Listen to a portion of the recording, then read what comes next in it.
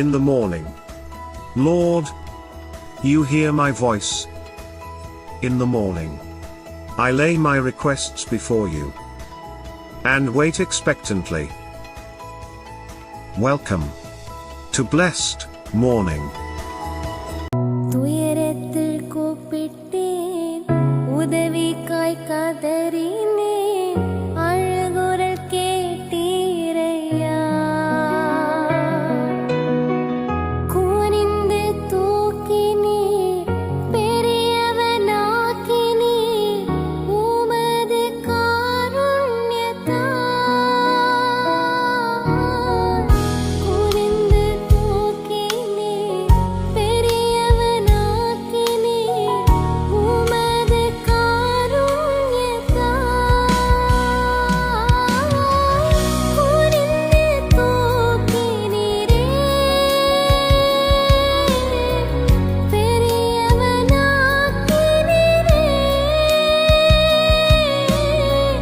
உமது காருண்யத்தால்.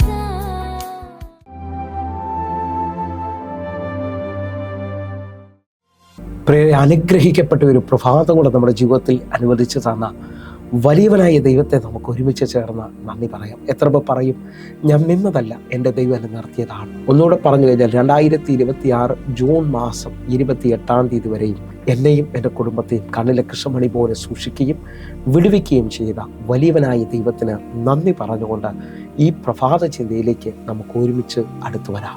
നിന്റെ ലിമിറ്റേഷനുകളെ ദൈവം തകർക്കും. പ്രിയരെ, പ്രാരംഭവാക്യത്തിലേക്ക് നമുക്ക് ഒരുമിച്ച് അടുത്തു വരാം. 1 രാജാക്കന്മാരുടെ പുസ്തകം 17-ാം അധ്യായം അതിൻ്റെ 14-ാമത്തെ വാക്യം.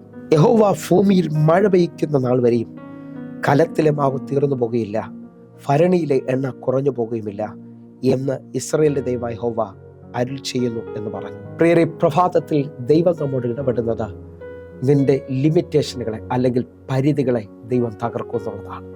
നാം വായിച്ചു കേട്ട വചന പശ്ചാത്തലം നാം തിരിച്ചറിയുകയാണ്. ഇതാ സെരഫാത്തിലെ വിധവയോട് ദൈവം അരുൾ ചെയ്യുകയാണ്, ഇനി ഭൂമിയിൽ മഴ പെയ്യ്ക്കുന്ന നാൾ വരെയും നിന്റെ കലത്തിലെ മാവ് തീരത്തില്ല, നിന്റെ ഭരണിയിലെ എണ്ണ കുറഞ്ഞു പോകത്തുമില്ല. വിശ്വസിക്കുന്നവരുണ്ടെങ്കിൽ ഞാൻ ആത്മാവിൽ വിളിച്ചു പറയുന്ന പദങ്ങളെ സ്വീകരിച്ചോ. എവിടെയാണോ പരിധികൾ പറഞ്ഞത്, എവിടെയാണോ ഇല്ലായ്മകൾ പറഞ്ഞത്, ഇന്ന് ഈ വചന സന്ദേശം കേൾക്കുമ്പോൾ യഹോവയുടെ അരുൾപ്പാട് സ്വീകരിക്കാമെങ്കിൽ സ്വീകരിക്കുക. നിന്റെ ജീവിതത്തിനകത്ത് അഭിഷേകം നുകങ്ങളെ തകർക്കാൻ പോവുകയാണ്, നിന്റെ പരിധികളെ തകർക്കാൻ പോവുകയാണ്. ദൈവം നിന്റെ കെട്ടിനെ അഴിച്ച് നിന്നെ സ്വതന്ത്രമാക്കാൻ പോകുന്നു. വിശ്വസിക്കുന്നതിനുണ്ടെങ്കിൽ ഈ പ്രഭാത മെസ്സേജ് നിങ്ങളുടെ ജീവിതത്തിനകത്ത് അസാധാരണമായ ദൈവപ്രവൃത്തിയെ കൊണ്ടുവരാൻ പോവുകയാണ്. നിങ്ങൾ എൻ്റെ കൂടെ ചേർന്നുകൊണ്ട് പ്രതികരിക്കുന്നവരായി തീരണം. നമ്മൾ ഈ വചന പശ്ചാത്തലം ശ്രദ്ധിക്കുമ്പോൾ ഇതാ ഏലിയാവിനോട് ദൈവം പറയുകയാണ്, ഞാൻ സെരഫാത്തിലെ വിധവയോട് കൽപ്പിച്ചിരിക്കുന്നു നിന്നെ പോറ്റി പുലർത്തേണ്ടതിനായിട്ട്. ഇതാ ഏലിയാവ് ആ ദൈവശബ്ദത്തിനകത്തുനിന്ന് കെരീത്തിൽ നിന്ന് സെരഫാത്തിലോട്ട് പോവുകയാണ്. അവിടെ ചെല്ലുമ്പോൾ അവൻ വിധവയെ നേരിട്ട് കാണുന്നു. വിധവ ഇതാ വിറവ് പറക്കിക്കൊണ്ടിരിക്കുകയാണ്. അവളോട് ഏലിയാവ് സംസാരിക്കുകയാണ്. 1 രാജാക്കന്മാരുടെ പുസ്തകം 17-ാം അധ്യായം. അങ്ങനെ അവൻ എഴുന്നേറ്റ് സെരഫാത്തിലേക്ക് പോയി. അവൻ പട്ടണവാതിൽക്കൽ എത്തിയപ്പോൾ അവിടെ ഒരു വിധവ വിറകു പറക്കിക്കൊണ്ടിരുന്നു.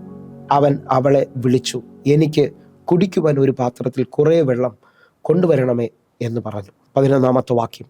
അവൾ കൊണ്ടുവരാൻ പോകുമ്പോൾ ഒരു കഷണം അപ്പം കൂടെ നിന്റെ കയ്യിൽ കൊണ്ടുവരണമേ എന്ന് അവൻ അവളോട് വിളിച്ചു പറഞ്ഞു. നിങ്ങൾ വിശ്വസിക്കുന്നവരാണെങ്കിൽ ഈ വചന സന്ദേശം കേട്ടുകൊണ്ടിരിക്കുമ്പോൾ നിങ്ങൾ എൻ്റെ കൂടെ ചേർന്നുകൊണ്ട് പ്രതികരിക്കണം. ദൈവം പറഞ്ഞനുസരിച്ച് ഏലിയാവ് സെരഫാത്തിൽ ചെല്ലുകയാണ്. അവനിതാ വിധവയെ കാണുന്നു. വിധവയോട് പറയാണ്, നീ എനിക്ക് കുടിക്കുവാൻ ഒരു പാത്രത്തിൽ കുറേ വെള്ളം കൊണ്ടുവരണം.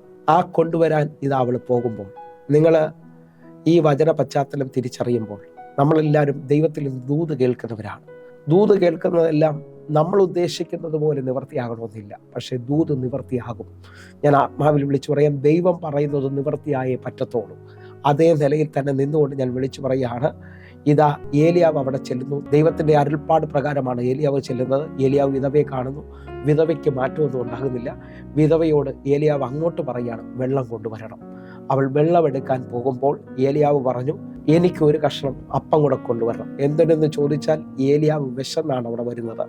ഇന്ന് ഞാൻ ആത്മാവിൽ വിളിച്ചു പറയാം, ദൈവം കൽപ്പിച്ചതനുസരിച്ച് നമ്മളാണ് ചിന്തിക്കുന്നതെങ്കിൽ വിധവ കണ്ടു ഓടി വന്ന് ക്ഷണിക്കും. ദൈവം പറഞ്ഞായിരുന്നു കയറിയിരിക്കുക, എല്ലാം നടക്കുമെന്നാണ് പറയാൻ പോകുന്നത്.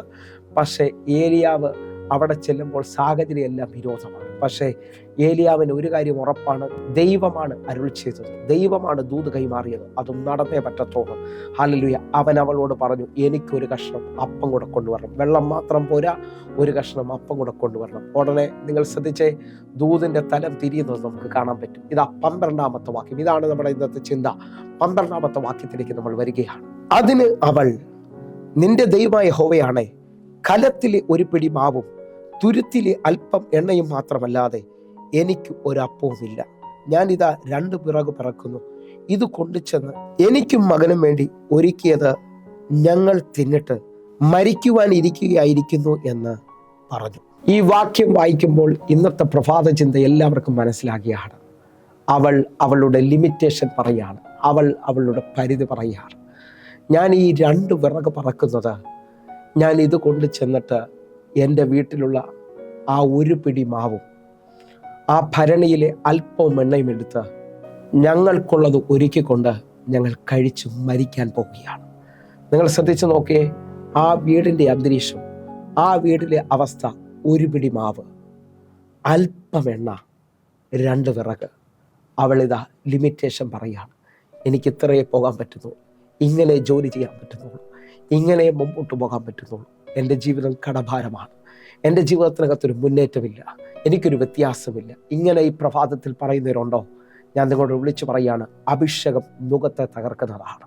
നിന്റെ ജീവിതത്തിനകത്ത് ദൈവത്തിൻ്റെ ശക്തിയാൽ ഇന്ന് പകൽ അത്ഭുതങ്ങൾ ചെയ്യാൻ പോവുകയാണ്. നീ വിശ്വസിക്കാമെങ്കിൽ ഇന്ന് ഈ കുറിവാക്യമായി കേട്ടത്, ഭൂമിയിൽ മഴ പെയ്യുന്ന നാൾ വരെയും ഇനി നിന്റെ കലത്തിലെ മാവിന് കുറവുണ്ടാകത്തില്ല, അത് വർധനവാണ്. നിന്റെ ഭരണിയിലെ എണ്ണയ്ക്ക് കുറവുണ്ടാകത്തില്ല, അത് വർധനവാണ്.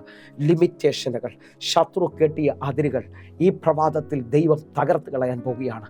നിന്നെ വിടത്തില്ലെന്ന് പറയുന്ന, നിന്നെ എഴുന്നേൽപ്പിക്കത്തില്ലെന്ന് പറയുന്ന, നീ അനുഗ്രഹിക്കപ്പെടത്തില്ലെന്ന് പറയുന്ന എല്ലാ മതിൽക്കെട്ടുകളെയും ദൈവം പൊളിച്ചു കളയാൻ പോവുകയാണ്. വിശ്വസിക്കുന്നതിനുണ്ടെങ്കിൽ അഭിഷേകം നുകത്തെ തകർക്കുന്നതാണ്. അത്ഭുതം സംഭവിക്കാൻ പോവുകയാണ്. നിന്റെ ജീവിതത്തിനകത്ത് പരിധികളില്ലാത്ത ചില ബ്ലെസ്സിങ്ങൾ വെളിപ്പെട്ട് വരാൻ പോവുകയാണ്. ജീവിതത്തിനകത്ത് ഇന്ന് നിങ്ങൾ കാണുന്നത് പത്രോസിന്റെ പടകിനെ പോലെ ആയിരിക്കും, ശൂന്യതയാണ്, അറിയാം, ഒരു നിറവില്ലാത്ത അനുഭവമായിരിക്കും. പക്ഷേ ഇന്നിതാ ദൈവ ശബ്ദത്തിനകത്ത് നീ ചിന്തിക്കാത്തടത്തുനിന്ന് അത്ഭുത നിറവ് സംഭവിക്കാൻ പോവുകയാണ്. നിങ്ങൾ എന്നെ കേൾക്കുമ്പോൾ ഒരുപക്ഷെ കാനാവിലെ കല്യാണ വീട് പോലെ ആയിരിക്കാം. ജീവിതത്തിനകത്ത് എല്ലാ പ്രതീക്ഷയും തീർന്നു, എല്ലാം അവസാനിക്കാൻ പോകുന്നത് പോലെ ആയിരിക്കും. പക്ഷേ അവൻ്റെ വാക്ക് നിന്റെ മേളിൽ നിറവായി വെളിപ്പെടാൻ പോകുന്നു, നിന്റെ മേളിൽ അത്ഭുതമായി മാറാൻ പോകുന്നു. വിശ്വസിക്കുന്നവരുണ്ടെങ്കിൽ നിങ്ങൾക്ക് വേണ്ടി ഞാനൊരു വാക്യം വായിച്ച് പ്രാർത്ഥിക്കാൻ പോവുകയാണ്. ഇതാ ലിമിറ്റേഷനുകളെ തകർക്കുന്ന ദൈവത്തിന്റെ ശക്തി നിങ്ങൾക്ക് വേണ്ടി വെളിപ്പെടാൻ പോവുകയാണ്. ഒന്നുകൂടെ റിപ്പീറ്റ് ചെയ്ത് പറയുകയാണ്, ദൈവ ശബ്ദം, ദൈവത്തിന്റെ അഭിഷേകം നിന്റെ പരിധികളെ നീക്കാൻ പോവുകയാണ്. ഈ സമയത്ത് ഈ പ്രഭാതത്തിൽ ഇത് ഏറ്റെടുക്കണം. യെശയ്യാ പ്രവാചകന്റെ പുസ്തകം 59-ാം അധ്യായം അതിന്റെ 1-ാമത്തെ വാക്യം. രക്ഷിക്കുവാൻ കഴിയാതെ വണ്ണം യഹോവയുടെ കൈ കുറുകിയിട്ടില്ല, കേൾക്കുവാൻ കഴിയാതെ വണ്ണം അവന്റെ ചെവി മന്ദമായിട്ടുമില്ല. എന്നെ കേൾക്കുന്നവരുണ്ടെങ്കിൽ ഒരുമിച്ച്, എൻ്റെ കർത്താവിൻ്റെ കരം നിന്നെ രക്ഷിക്കാൻ പോവുകയാണ്, നിന്റെ അതിരുകളെ വിശാലമാക്കാൻ പോവുകയാണ്. ഈ പ്രഭാതത്തിൽ എൻ്റെ കൂടെ ചേർന്ന് പ്രാർത്ഥിക്കുമ്പോൾ നിങ്ങളുടെ പ്രാർത്ഥനകൾക്ക് മറുപടികൾ വരാൻ പോവുകയാണ്. വിശ്വസിക്കാൻ പറ്റുമെങ്കിൽ നിന്റെ ലിമിറ്റേഷനുകളെ തകർക്കുന്ന, അല്പമെന്ന് പറഞ്ഞുകൊണ്ട് ജീവിച്ച് ചുരുങ്ങി ജീവിക്കുന്ന നിന്റെ ജീവിതത്തെ എബേസിന്റെ ദൈവം വിശാലതയിലേക്ക് കൊണ്ടുവരാൻ പോവുകയാണ്. എബേസിന്റെ പ്രാർത്ഥന കേട്ട ദൈവം, ഇസ്രായേലിന്റെ ദൈവം നിനക്ക് വേണ്ടി ഒരു അത്ഭുതം ചെയ്യാൻ പോകുന്നു. വിശ്വസിക്കുന്നവർ ഇപ്പോൾ ആ കണ്ണുകൾ അടയ്ക്കാം, പ്രാർത്ഥിക്കാം. ഞങ്ങളെ സ്നേഹിക്കുന്ന ഞങ്ങളുടെ നല്ല ദൈവമേ, പൂർണ്ണഹൃദയത്തോടെ എന്നെ കാണുന്ന ഓരോ മക്കൾക്കുമായി പ്രാർത്ഥിക്കുന്നു. ഇന്ന് ജോലിയിൽ ഭാരപ്പെടുന്നവർ, ജോലിയില്ലാതെ ഭാരപ്പെടുന്നവർ, കുടുംബ വിഷയത്തിൽ ഭയങ്കരമായി ഭാരപ്പെടുന്നവർ, തലമുറ വിഷയത്തിനകത്ത് ഞെരുങ്ങുന്നവർ, കർത്താവേ, ഞങ്ങളിപ്പോൾ വിശ്വസിച്ചുകൊണ്ട് പ്രാർത്ഥിക്കുകയാണ്. അതിരുകളെ വിശാലമാക്കുന്ന ദൈവത്തിന്റെ കരം ഇവരുടെ മേളിൽ വെളിപ്പെട്ട് വരട്ടെ. ഇവരുടെ ലിമിറ്റേഷനുകളെ തമ്പുരാൻ തകർത്ത് കളയാൻ പോകുകയാണ്. ഇവരുടെ പരിധികളെ തമ്പുരാൻ ഉടച്ചു കളയാൻ പോകുന്നു. അതിരുകളില്ലാത്ത അത്ഭുതകരം മഹത്വമായി ഇവരുടെ മേളിൽ വെളിപ്പെട്ട് വരട്ടെ. കർത്താവേ, ഇന്ന് ഈ പ്രഭാതം മുതൽ ഇവർ വിടുതലിലേക്ക് വരട്ടെ. ഇവരുടെ കണ്ണുനീരിനെ അങ്ങ് തുടയ്ക്കുന്നതിനായി നന്ദി. യേശുവിൻ നാമത്തിൽ ഞാൻ പ്രാർത്ഥിക്കുന്നു. ആമേൻ, ആമേൻ. പ്രിയരെ, പ്രഭാത സന്ദേശം നിങ്ങൾക്ക് അനുഗ്രഹമാകുന്നു എങ്കിൽ നമ്മുടെ യൂട്യൂബ് ചാനൽ സബ്സ്ക്രൈബ് ചെയ്യുകയും ഫേസ്ബുക്കിലേക്ക് നിങ്ങൾ ജോയിൻ ചെയ്യുകയും ചെയ്യണമെന്ന് ഓർപ്പിക്കുന്നു. അതേപോലെ തന്നെ ഞാൻ നിങ്ങളെ ഒരു കാര്യം ഓർപ്പിക്കുകയാണ്, ഈ യൂട്യൂബ് ലിങ്കുകൾ, ഈ ഫേസ്ബുക്ക് ലിങ്കുകൾ നിങ്ങൾ മറ്റുള്ളവരിലേക്ക് എത്തിക്കണം. ഹല്ലേലൂയ. നിങ്ങൾ കേട്ട് നിങ്ങളുടെ ജീവിതത്തിനകത്ത് ഒരു അനുഗ്രഹമാണെന്ന് തോന്നുന്നുണ്ടെങ്കിൽ ഉറപ്പായും നിങ്ങളുടെ ഫ്രണ്ട് സർക്കിളിലേക്ക് നിങ്ങളിത് ഷെയർ ചെയ്യണം. എന്നിട്ടൊരു ഓഡിയോ മെസ്സേജ് കൂടെ അയക്കാൻ പറ്റുമെങ്കിൽ എനിക്കിത് അനുഗ്രഹമായി, നിശ്ചയമായും നിനക്ക് അനുഗ്രഹമാകും. അങ്ങനെ നിങ്ങൾ സുവിശേഷത്തിന് വേണ്ടി ഒരു ഭാഗമായി തീരുമെങ്കിൽ എൻ്റെ ദൈവം കടക്കാരനല്ലെന്നുള്ളത് നിങ്ങൾ തിരിച്ചറിയും. നിങ്ങൾ വിശ്വസിക്കുന്നവരാണെങ്കിൽ ഈ മിനിസ്ട്രിക്ക് വേണ്ടി നിങ്ങൾ പ്രാർത്ഥിക്കണം. ദൈവം നിങ്ങളെ അധികത്തിൽ മാനിക്കും. എങ്കിൽ അതേ നിലയിൽ തന്നെ നിന്ന് ഒരു കാര്യം ഓർപ്പിക്കുന്നു, നമുക്ക് സൂമിൽ ആരാധന നടക്കുകയാണ് എല്ലാ ദിവസവും വൈകിട്ട് 6 മണിക്ക്. അറിയാം, നിങ്ങൾ ജോയിൻ ചെയ്യണമെന്ന് ഓർപ്പിക്കുന്നു. വലിയ ദൈവ പ്രവർത്തികൾ നിങ്ങളുടെ ജീവിതത്തിനകത്ത് നടക്കും. കർത്താവ് നിങ്ങളെ അധികത്തിൽ മാനിക്കട്ടെ. God bless you. ആമേൻ.